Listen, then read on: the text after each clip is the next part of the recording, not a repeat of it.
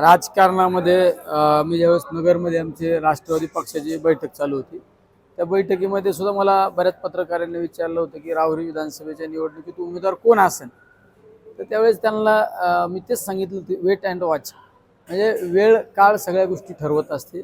त्यामुळे आम्ही शेवटच्या क्षणी अण्णांची उमेदवारी त्या ठिकाणी जाहीर केली. राजकारणामध्ये काही एक ठराविक गोष्टी वेळेनुसारच समाजासमोर आणणं गरजेचं असतं.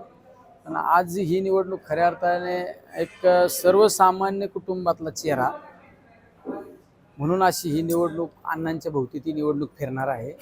आणि गोविंद अण्णांच्या बाबत जर पाहिलं तर एक समाजासाठी तळमळ असणाऱ्या कार्यकर्ता, राजकारण करत असताना, समाजकार्य करत असताना अनेक अडचणी आल्या, अनेक संकट आले. त्यांच्या मुलीला तर जिल्हा परिषदमध्ये निवडून आल्यानंतर एका हत्याकांडात तिला अडकवण्याचा प्रयत्न जाणीवपूर्वक केला, सत्तेचा गैरवापर केला.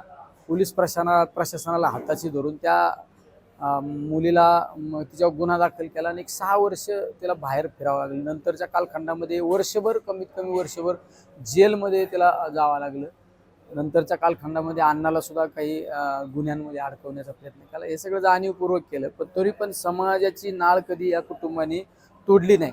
अनेक अडचणी आल्या, घरगुती स्वरूपात सुद्धा, आर्थिक असू, सगळ्या अडचणीला तोंड देत आपण समाजासाठी काहीतरी केलं पाहिजे या भावनेतून काम करणारा हा परिवार आहे.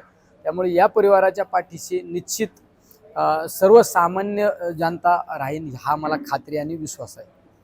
शेवट जो कार्यकर्ता समाजासाठी 24 तास काम करतो आणि अनेक संकट आल्यानंतर सुद्धा न डगमगता तेवढ्याच ताकदीने समाजामध्ये राहतो आणि समाजाला मदत करण्याचं काम करतो, अशा कार्यकर्त्याला न्याय मिळाला पाहिजे, न्याय भेटला पाहिजे. ह्या भावनेतून आदरणीय पवार साहेबांच्या नेतृत्वाखाली त्यांनी ही निवडणूक लढवण्याचा निर्णय घेतलेला आहे. हिंदुत्व कुठलंही काय आम्हाला माहीत नाही, पण आमचं हिंदुत्व ते एक स्पष्ट ठरलेलं आहे. शिव, शाहू, फुले, आंबेडकर ते हिंदुत्व आम्हाला मान्य आहे. म्हणजे आम्ही कायम सांगत असतो की अखंड हिंदुस्थानामध्ये एकमेव राजा होता, तो छत्रपती शिवराय. 18 पगड जाती धर्माला घेऊन चालणारा राजा, त्या राजाचं हिंदुत्व आम्हाला मान्य आहे. त्यामुळे त्या हिंदुत्वाची कास धरून आम्ही समाजकार्य करतो.